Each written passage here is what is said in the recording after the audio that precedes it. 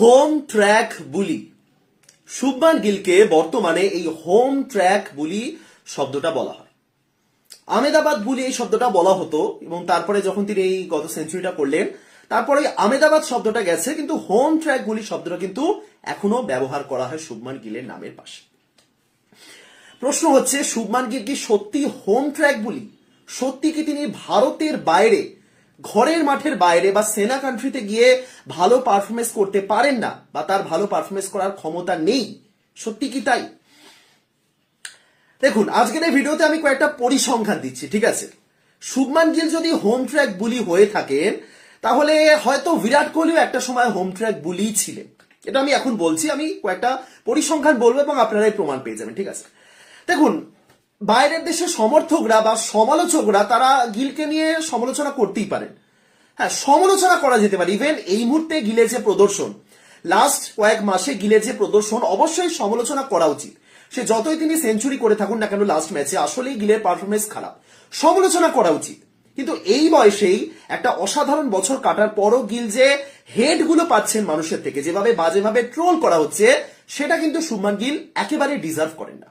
এবং home track বলি শুভমান গিল একেবারেই নন। আমি কয়েকটা তথ্য দিই, কয়েকটা পরিসংখ্যান দিই, তাহলে আপনারা বুঝতে পারবেন, ঠিক আছে?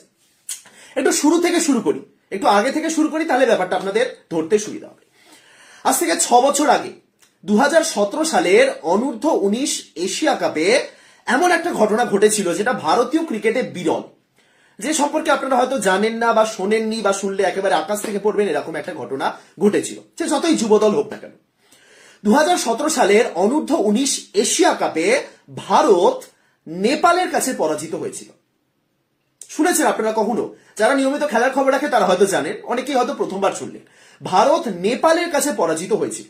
যতই যুবদল হোক না কেন, নেপালের কাছে ভারত হারছে, এটা একটা লজ্জার ব্যাপার, তাই তো? ভারত নেপালের কাছে হেরেছিল, ভারত বাংলাদেশের কাছে হেরেছিল, এবং ভারত সেবারের অনূর্ধ্ব-19 এশিয়া কাপের সেমিফাইনালেও পৌঁছাতে পারেনি। এইরকম সিচুয়েশন ছিল ভারতীয় দলের, যুব দলের সেই সময় 2017। সেই সময় রাহুল দ্রাবিড় ছিলেন ভারতীয় দলের সাথে। হ্যাঁ, তাও এই অবস্থা হয়েছিল ভারতীয় দলে। তার ঠিক 2 মাস পর অনূর্ধ্ব-19 বিশ্বকাপ ছিল। তার ঠিক 2 মাস পর 2018 সালের অনূর্ধ্ব-19 বিশ্বকাপ ছিল, এবং সেবারে বিশ্বকাপে ভারত চ্যাম্পিয়ন হয়েছিল। ভিডিওটা আমি এভাবে শুরু করলাম, তাহলে আপনারা ব্যাপারটা বুঝতে পারবেন আরো ভালো। 2 মাস আগে যে ভারতীয় দলটা নেপালের কাছে হেরেছিল, সেই ভারতীয় দলটাই 2 মাস পর চ্যাম্পিয়ন হয়েছিল যুব বিশ্বকাপে। এবং জাস্ট একটাই নাম সেই টুর্নামেন্টে ভারতের পারফরমেন্সকে পুরোপুরি বদলে দিয়েছিল, শুভমান গিল। ওই অনূর্ধ্ব-19 এশিয়া কাপে ভারতের হয়ে শুভমান গিল খেলেননি। তিনি ওই সময় চোট পেয়েছিলেন, একটা লম্বা সময় ধরে তিনি বাইরে ছিলেন। তারপরে অনূর্ধ্ব-19 বিশ্বকাপের দলে গিলকে ইনক্লুড করা হয়েছিল। সেখানে শুভমান গিল দ্বিতীয় সর্বোচ্চ রান সংগ্রাহক ছিলেন, ম্যান অফ দ্য টুর্নামেন্ট হয়েছিলেন, এবং ভারতকে শেষ পর্যন্ত চ্যাম্পিয়ন করেছিলেন। একটা নাম, হ্যাঁ, পৃথ্বী সহ তিনিও খেলেনি ওই অনূর্ধ্ব-19 এশিয়া কাপে, তিনি ক্যাপ্টেন হিসেবে জিতিয়েছিলেন, তার কৃতিত্ব রয়েছে। বাট ব্যাট হাতে গিল যে প্রদর্শন করেছিলেন, সেই পারফরমেন্সটা কিন্তু মিসিং ছিল ওই 2017 সালের অনূর্ধ্ব-19 এশিয়া কাপে। জাস্ট একজন প্লেয়ার, শুভমান গিল, তিনি ভারতীয় দলের এই প্রদর্শন জাস্ট 2 মাসের মধ্যে পুরো বদলে দিয়ে ভারতকে বিশ্ব চ্যাম্পিয়ন করেছিলেন যুব বিশ্বকাপে। এবং সেই টুর্নামেন্টটা হয়েছিল নিউজিল্যান্ডে, সেনা কান্ট্রিতে। নিউজিল্যান্ডের মাঠে শুভমান গিল 100-র উপর অ্যাভারেজ নিয়ে ব্যাটিং করে ম্যান অফ দ্য টুর্নামেন্ট হয়েছিলেন এবং ভারতকে বিশ্বকাপ জিতেছিলেন। এবং সেই শুভমান গিলকে বলা হয় হোম ট্র্যাক বুলি। তিনি নাকি ভারতের বাইরে কোথাও ভালো ইনিংস খেলতে পারে না, ভালো ব্যাটিং করতে পারে না। সেবারে অনূর্ধ্ব-19 বিশ্বকাপে শুভমান গিল 5 ইনিংস খেলেছিলেন, করেছিলেন 372 রান, 124-এর অ্যাভারেজ, 112 স্ট্রাইক রেট, সেঞ্চুরি ছিল তার পাকিস্তানের বিপক্ষে। অস্ট্রেলিয়ার বিপক্ষে তিনি হাফ সেঞ্চুরি করেছিলেন, পাকিস্তানের বিপক্ষে সেঞ্চুরি করেছিলেন নিউজিল্যান্ডের মাঠে, এবং শেষ পর্যন্ত ভারত জিতেছিল। তো এটা হলো একেবারে অনূর্ধ্ব-19 লেভেলের শুভমান গিলের প্রদর্শন। গিলকে যে এই মুহূর্তে এতগুলো সুযোগ দেওয়া হচ্ছে, গিল যে এতবার ব্যর্থ হওয়ার পরও সুযোগ পাচ্ছেন, 3 নম্বরে বারবার ব্যর্থ হওয়ার পরও তিনি সুযোগ পাচ্ছেন, তার দুটো কারণ রয়েছে। আমি আগের দিনে এক্সপ্লেন করেছিলাম ব্যাপারটা, যে গিল যে ভরসার জায়গাটা তৈরি করেছিলেন, সেই ভরসার জন্যই তাকে এতগুলো সুযোগ দেওয়া হয়েছিল। স্টিল তার জন্য একটা লাস্ট চান্স রয়েছে, সেটাই বলে দেওয়া হয়েছিল। কিন্তু তার সঙ্গে আরো দুখানা কারণ রয়েছে। প্রথমত, রাহুল দ্রাবিড় সেই সময় ভারতের কোচ ছিলেন। দ্রাবিড় এই ভারতীয় দলটাকে একদম ভালো করে নজরে রেখেছিলেন। দ্রাবিড় এই শুভমান গিলকে সে আন্ডার-19 লেভেল থেকে ছিলেন। দ্রাবিড় জানেন যে শুভমান গিল কেমন খেলতে পারে এই ভারতের হয়ে, বা যখনই সুযোগ পাবে, এবং চাপের মুহূর্তে শুভমান গিল কতটা ভালো ব্যাটিং করতে পারে সেটাও দ্রাবিড় জানেন। এবং দ্বিতীয় কারণ, ওই অনূর্ধ্ব-19 বিশ্বকাপে শুভমান গিল 3 নাম্বার পজিশনে ব্যাটিং করতেন, সেই সময় তিনি ওপেনার ছিলেন না। এই দুটো আরো কারণ রয়েছে যে কারণে গিলকে 3 নাম্বারে বারবার ব্যর্থ হওয়ার পরও সুযোগটা দেওয়া হয়েছে এবং দ্রাবিড়ের আস্থা ছিল যে শুভমান গিল হয়তো পারবে। বাকিটা গিলের কর্তব্য ছিল, গিল যদি ব্যর্থ হতেন তাহলে ব্যর্থ হতেন, কিন্তু দ্রাবিড় জানতেন যে গিল পারবে এবং সেখানেই গিল লাস্ট মোমেন্টে গিয়ে বাজিমাত করেছেন। সুতরাং এই যে হোম ট্র্যাক বুলি যে কারণে বলা হয় যে তিনি রান করতে পারেন না, বা একেবারে যেভাবে ট্রোল করা হচ্ছে এরকম একটা সবে সবে একজন ভালো খেলছেন সেরকম প্লেয়ারকে আসলে একেবারে আনরিয়েল হেড যাকে বলা হয়, সেটা কিন্তু শুভমান গিল হয়তো ডিজার্ভ করেন না। এবার অনেকে বলবেন ভাই আন্ডার-19 লেভেলের পারফরমেন্স দিয়ে তুমি এত কিছু যাচাই করে দিচ্ছ, সিনিয়র দলের হয়তো এতদিন খেলেছেন, কটা সেনা কান্ট্রিতে সেঞ্চুরি রয়েছে? আসলে সেনা কান্ট্রিতে শুভমান গিলের সেঞ্চুরি সংখ্যা 0 অল ফরম্যাট মিলে, ঠিক আছে? সুতরাং অনেকেই বলতে পারেন তাহলে এই ব্যাপারে কি বলবে, ঠিক আছে? এই ব্যাপারে আমি বলছি কয়েকটা কথা। তার আগে একটা কথা বলে দিই, চাপের মুহূর্তে শুভমান গিলের যে প্রদর্শন, চাপের মুহূর্তে শুভমান গিল যে পারফরমেন্সটা করেন তার চেয়ে বেটার এই মুহূর্তে কেউ করতে পারেন কিনা আমি জানি না। চাপের মুহূর্তে শুভমান গিল পারফেক্ট, অসাধারণ খেলেন। মনে আছে আপনাদের এই 2022 সালের ওই ডিসেম্বর জানুয়ারি ওই সময়টা যখন ঈশান কিষান ডাবল সেঞ্চুরি করে নিজের জায়গা প্রায় পাকাপোক্ত করে নিয়েছেন, যখন 2023 সালের বিশ্বকাপের জন্য তিনি একটা প্রধান দাবিদার, যখন শুভমান গিল আদৌ খেলতে পারবেন কিনা সেই নিয়ে সংশয় তৈরি হচ্ছে, সেই সময় শুভমান গিল খুব তাড়াতাড়ি একটা ডাবল সেঞ্চুরি করেছেন ওডিআই ক্রিকেটে এবং 4 ইনিংসের মধ্যে 3টে সেঞ্চুরি ছিল, যার মধ্যে একটা ডাবল সেঞ্চুরি ছিল। কোন সময় করেছিলেন? যখন তার জায়গাটাই একেবারে মানে আর সিকিউর নয়, যেখানে ঈশান কিষান ডাবল সেঞ্চুরি করে নিজের জায়গা প্রায় পাকাপোক্ত করে নিয়েছেন। সুতরাং গিল চাপের মুহূর্তে আসলেই অসাধারণ খেলেন এবং ঠিক সেই জিনিসটাই আমরা লাস্ট ম্যাচে দেখেছি, যখন তাকে একটা লাস্ট চান্স দেওয়া হয়েছিল 3 নাম্বারের জন্য এবং সেখানে তিনি সেঞ্চুরি করেছেন, ঠিক আছে? এবার আসি গিল এই সেনা কান্ট্রির বুলি বা সেনা কান্ট্রি বলি না, মানে হোম ট্র্যাক বুলি, সেনা কান্ট্রিতে কি কিছু করতে পারেন না সেই ব্যাপারে। দেখুন, এই হোম ট্র্যাক বুলি শব্দগুলোর মানে আগে বুঝতে হবে। অর্ধেক মানুষ তো বোঝেনি না, এমনি র্যান্ডম যে যা পারেন বলে দেয়। হোম ট্র্যাক বুলি মানে এই জিনিসটা বলার চেষ্টা করা হয় যে সেনা কান্ট্রিতে বা ভারতের বাইরে, সেনা কান্ট্রি ছাড়ুন, ভারতের বাইরে এই প্লেয়ারটা খেলতে পারে না। হোম ট্র্যাক বুলি মানে এটা, মানে হোম গ্রাউন্ড আসলে খুব ভালো খেলবে, হোম গ্রাউন্ড না হলে খারাপ, ঠিক আছে? তো প্রথমত এই হোম ট্র্যাক বুলি শব্দটা ক্যান্সেল করে দেওয়া উচিত, তার কারণ শুভমান গিলের জিম্বাবুয়েতে সেঞ্চুরি রয়েছে, হারারেতে, এবং এশিয়া কাপ যেটা শ্রীলঙ্কাতে আয়োজিত হয়েছিল সেখানেও তিনি সেঞ্চুরি করেছেন। এমন নয় যে হোম মানে ঘরের বাইরে তিনি সেঞ্চুরি করতে পারেন না। হ্যাঁ, এবার আসতে পারে যে সেনা কান্ট্রিতে গিলের পারফরমেন্স কি অনেকেই বলতে পারেন, ঠিক আছে? বলি আমি আপনাদের পারফরমেন্সই বলি। সেনা কান্ট্রি বললে সবার আগে অস্ট্রেলিয়ার কথাই বলতে হয়। অস্ট্রেলিয়ার মাঠে শুভমান গিল 6টা ইনিংস খেলেছেন, টেস্টে করেছেন 259 রান, তার অ্যাভারেজ 51.8।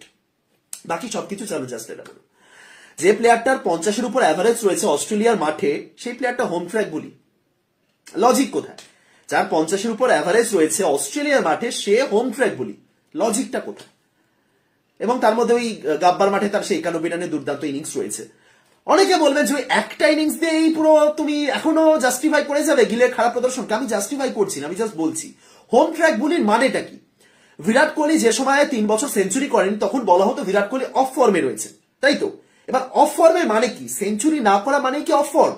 যদি তাই হয় তাহলে বিরাট কোহলি অফ ফর্মে ছিলেন, কিন্তু যদি আসলে ফর্মের বিচার করতে হয় তাহলে 40-এর উপর অ্যাভারেজ ছিল সেই সময় বিরাট কোহলি অল ওভার ক্রিকেটে। তাহলে কোন ভাবে বিরাট কোহলি সেই সময় অফ ফর্মে ছিলেন, এটাই প্রশ্ন। ঠিক সেম প্রশ্নটা আমি এখন করতে চাই যে শুভমান গিলের যদি কোনো সেঞ্চুরি না থাকে সেনা কান্ট্রিতে এবং 51 অ্যাভারেজ নিয়েও শুধুমাত্র সেঞ্চুরি না থাকার কারণেই যদি তিনি হোম ট্র্যাক বুলি হন বা সেনা কান্ট্রিতে ভালো পারফর্ম করতে পারেন না বা অস্ট্রেলিয়ার মাঠে ভালো পারফর্ম করতে পারেন না, এটা যদি কেউ বলেন তাহলে তো আসলেই সমস্যার ব্যাপার, তাই না? তাহলে গিল বলবেন যে আমাকে তাহলে প্রত্যেক ম্যাচে সেঞ্চুরি করেই প্রমাণ করতে হবে।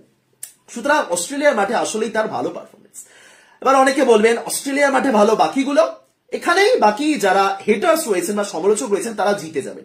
আসলেই তারা জিতে যাবেন, তাদের এগেনস্টে আমি কিছু বলতে পারবো না, কিন্তু কিছু অন্য কোন প্লেয়ারের কিছু প্রদর্শন আমি দিতে পারি আপনাদের সামনে। শুনুন, দেখুন, ইংল্যান্ডের মাঠে শুভমান গিল মোট 6টা ইনিংস খেলেছেন, টেস্টে করেছেন 88 রান, অ্যাভারেজ 14, খুব খারাপ, স্বীকার করছি আমি, খুব খারাপ।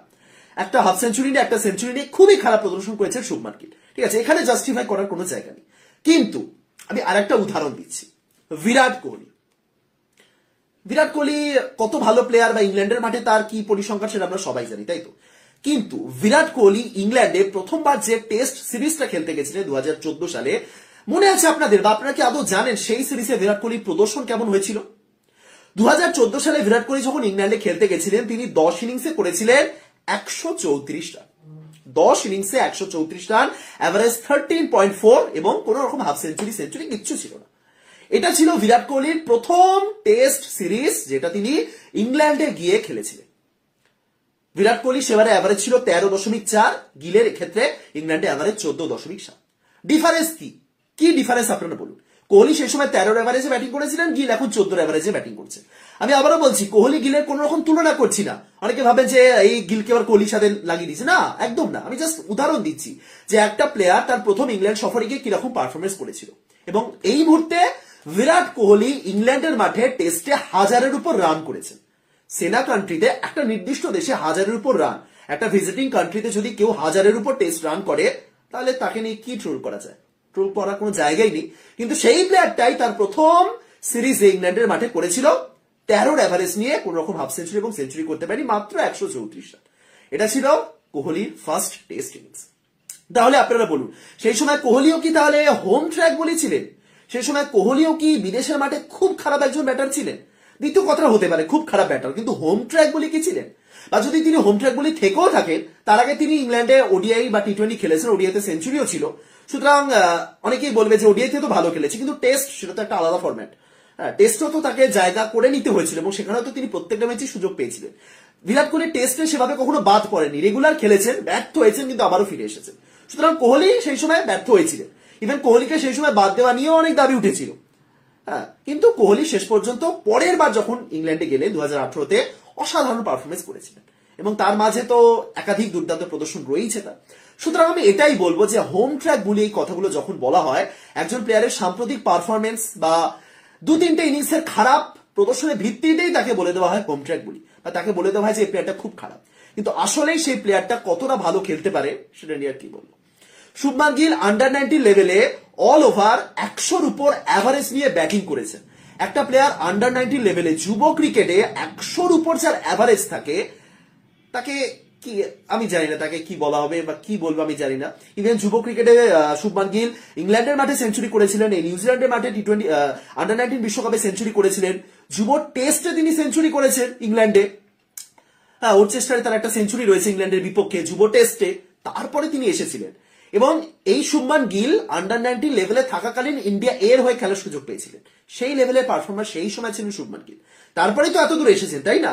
এই যে গিলকে আজ থেকে 1 বছর আগেও প্রিন্স, বিরাট কোহলির পরবর্তী বিরাট কোহলি, নেক্সট সুপারস্টার বলা হচ্ছিল, যেটা এখন অনেকেই সেই মানে ব্যাপারটা থেকে পিছনে সরে এসেছেন, বলছেন যে এটা কি, এসে তো জয়সওয়াল ভালো।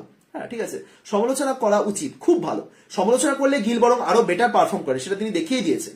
বাট স্টিল একটা প্লেয়ারকে যেভাবে হেট করা হচ্ছে, সেই হেট্রেড গুলো কিন্তু কোনোভাবেই ডিজার্ভ করে না শুভমান গিল। তিনি কিন্তু এতটা খারাপ প্লেয়ার নন। আমি একাধিক পারফরমেন্স বললাম, একাধিক পরিসংখ্যান বললাম, আন্ডার-19 লেভেলে তিনি কি পার্থক্য করে দিয়েছেন সেটা বললাম। সুতরাং সমালোচনা হোক, কিন্তু এরকম ভাবে ট্রোল করলে কিন্তু মুশকিল, এইটুকুনি আমি বলতে পারি। যেরকম ট্রোল করা হচ্ছে শুভমান গিলকে নিয়ে, অনেকে বলছেন যে এর চেয়ে তো জয়সওয়ালকে প্রিন্স বললে ভালো হয়, নেক্সট সুপারস্টার তো বরং জয়সওয়াল বললে ভালো হয়। মানে একটা প্লেয়ার যদি তার 25 বছর বয়সে এসেই যদি এরকম ভাবে একটা তার অডিয়েন্স ডিভাইড হয়ে যায় কিছু না করা সত্ত্বেও, তাহলে কিন্তু মুশকিল। পারফর্ম করতে পারেনি, কিন্তু এমন তো কিছু করেনি যে এরকম হেট করা হবে। গিলকে আমি কোনোদিনও কিছু করতে দেখিনি। জাস্ট পারফরমেন্সের ভিত্তিতে যেরকম হেট করা হচ্ছে, তার কারণ একটাই, তিনি পারফরমেন্সের দ্বারা নিজেকে যে উচ্চতায় নিয়ে গেছিলেন সেই জায়গাটা ফুলফিল করতে পারছেন এবং সেই কারণেই ট্রোল করা হচ্ছে। আমি আবারও বলছি, বাইরের দেশের মানুষ, বিশেষ করে পাকিস্তানি সমর্থকরা গিলকে ট্রোল করবেন, স্বাভাবিক। কারণ গিল বাবার আজমের 1 নম্বর জায়গাটা নিয়ে নিয়েছিলেন একটা সময়, নাম্বার 1 জায়গাটা, এবং তাদের স্বাভাবিক ট্রোল করা। ইভেন অনেক জায়গাতে গিল এবং বাবার আজমের তুলনা করা হয়। কোহলি বাবার আজমের তুলনাটা বিগত কয়েক মাসে কমেছে, তার জায়গায় বরং গিল যেভাবে উঠে আসছেন, তারা টার্গেট করছেন যে গিল কি প্লেয়ার, তাকে বাবার আজমের সাথে তুলনা করছে, তারা করুন। কিন্তু ভারতীয় সমর্থকরা যেভাবে একেবারে, এটা একটু কম করা হোক, এইটুকুনি আমি বলতে চাই। যাই হোক, আজকে ভিডিওটা বানানোর উদ্দেশ্য এটাই ছিল। ভারতের দ্বিতীয় টেস্ট এখনো দেরি আছে, গিল আপাতত 3 নাম্বারই খেলবেন ধরে নিলাম আমি। এবং আরো কয়েকটা তথ্য শোনা যাচ্ছে, বিরাট কোহলি 3 নাম্বার এবং 4 নাম্বার টেস্টেও থাকছে না, সেই সিরিজে থাকছে না। সুতরাং সরফরাজ খান বা রজত পাতিদারদের জন্য আরো কিছু সুযোগ রয়েছে, তারা সেই সুযোগগুলো কাজে লাগান। রাহুল ফিরবেন প্রবাবলি, মানে রাহুল এবং জাদেজা দুজন যখন বাদ গেছিলেন, শোনা যাচ্ছিল যে জাদেজা পুরো বাদ সিরিজের জন্য, রাহুল ফিরবেন। কিন্তু এখন শোনা যাচ্ছে যে জাদেজাও নাকি ফিরতে পারে। ইভেন জসপ্রীত বুমরা যাকে বিশ্রাম দেওয়া হবে ভাবা হচ্ছিল তিনিও নাকি ফিরতে চলেছেন। মোহাম্মদ সিরাজকেও ফেরানো হতে পারে। সুতরাং থার্ড টেস্ট ম্যাচে বেশ কিছু বদল হবে, বেশ কিছু প্লেয়ার ফিরবেন, টিমটা আরো সলিড হবে। কোহলি হয়তো আসছেন না, কিন্তু টিম আরো সলিড হবে। রাহুল ফিরছেন, এটা একটা সবচেয়ে বড় প্লাস পয়েন্ট আমাদের জন্য। এবার দেখা যাক, বাট এটাই বলবো যে সমালোচনা হোক, যে কোনো প্লেয়ারের জীবনে না সমালোচনা দরকার, যে কোনো প্লেয়ারের জীবনে সমালোচনা দরকার। আমি যে ভিডিও বানাই, আমি মাঝে মাঝে এমন কিছু মন্তব্য করি যেগুলো নিয়ে পরে মিম বানানো হয়। বিশ্বকাপের আগে 1000টা এরকম ভিডিও হয়েছে, এইগুলো হোক, কিন্তু কিছু ক্ষেত্রে গিয়ে যদি একদম খুব বাজেভাবে ট্রোল করা হয় একটা প্লেয়ারকে, তার যদি মনোবলে পুরো ডাউন করে দেওয়া হয়, তাহলে কিন্তু আসলেই মুশকিল। তাহলে সেই প্লেয়ারটা কামব্যাকের রাস্তা খুঁজে পাবে না। শুভমান গিলের ক্ষেত্রে সেই জিনিসটা যেন না করা হয়। গিল আসলেই ট্যালেন্টেড প্লেয়ার, গিল কিরকম ভাবে খেলতে হয় তিনি জানেন। যুব ক্রিকেটে 100-র উপর স্ট্রাইক রেট নিয়ে ব্যাটিং করা মানে বিশাল ব্যাপার, আসলেই বিশাল ব্যাপার। যুব ক্রিকেটে সেটা সম্ভব নয়। আপনারা যারা এবারে আন্ডার-19 বিশ্বকাপ দেখেছেন তারা ভালো মতনই জানেন, হয় না, পসিবল নয়। সেই জায়গাতে দাঁড়িয়ে শুভমান গিলের 100-র উপর অ্যাভারেজ রয়েছে, 100-র উপর স্ট্রাইক রেট রয়েছে আন্ডার-19 লেভেলে। এতগুলো সেঞ্চুরি রয়েছে আন্ডার-19 ওয়ার্ল্ড কাপে 124-এর অ্যাভারেজ নিয়ে 372 রান করেছেন, সেমিফাইনালে সেঞ্চুরি রয়েছে, ম্যান অফ দ্য টুর্নামেন্ট হয়েছেন। সেই প্লেয়ারটা কিন্তু অতটাও খারাপ নয় যতটা এই মুহূর্তে বলা হচ্ছে। হ্যাঁ, ব্যাড প্যাচ চলছে, অফ ফর্ম চলছে, ইভেন এখনো তিনি প্রমাণ করতে পারেনি তিনি কতটা ভালো খেলতে পারে। কিন্তু তার মানে এই নয় যে প্লেয়ারটার শেষ কয়েক মাসের মধ্যে 10-10টা সেঞ্চুরি রয়েছে সেই প্লেয়ারটা কিন্তু এতটাও খারাপ না, এইটুকুনি আমি বলতে পারি। অপেক্ষা করুন, ধৈর্য রাখুন। 1 বছর আগেও যেভাবে গিলকে নিয়ে সবাই মাতামাতি করছিলেন, সেই বিশ্বাসটা রাখুন, গিল পারবেন। কিছু প্লেয়ারকে দেখে মনে হয় যে এরা পারবেন, এরা অত সহজে হারিয়ে যেতে পারেন না। গিল খুব গিলের অফ ফর্ম খুব বাজে রকম ভাবে আসে, এটা আমি মানছি। গিল যখন অফ ফর্মে থাকে না, খুব বাজে রকম অফ ফর্মে থাকেন, কিন্তু গিল অতটা বাজে প্লেয়ার নন বা অত সহজে হারিয়ে যাবেন, এইটুকুনি বিশ্বাস রয়েছে আমার। বাকিটা আপনারা করবেন কিনা আপনাদের ব্যাপার। তো আজকে ভিডিওটা এখানে শেষ করছি। আশা করছি ভালো আছেন সবাই, ভালো থাকুন, সুস্থ থাকুন। দেখা হচ্ছে পরের ভিডিওতে।